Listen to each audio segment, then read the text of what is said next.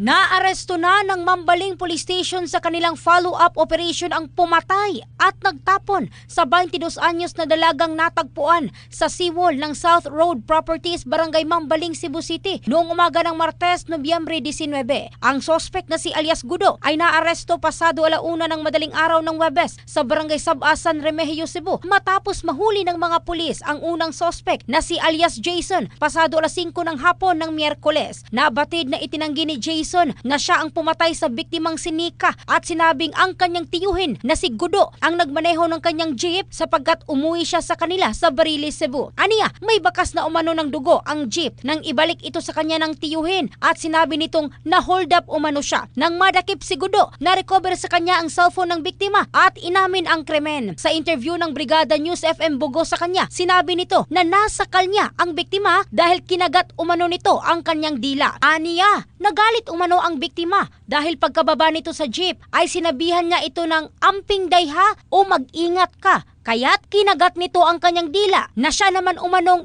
ikinagalit niya at nasakal ang biktima. Maaalala, pasado 3:00 ng madaling araw ng Martes nang ihatid ng ama ang kanyang anak sa iskinita ng Yati, Liloan at pinasakay ng jeep papuntang trabaho. Ngunit hindi na ito nakauwi hanggang sa matagpo ang patay sa SRP. Samantala, sa interview ng Brigada News FM Cebu kay Police Major Efren Diaz Jr., hepe ng Mambaling Police Station, sinabi nito na case closed na ang nasabing krimen. In the heart of changing lives, ito si Michelle Craste ng Brigada News Philippines, the Music and News Authority.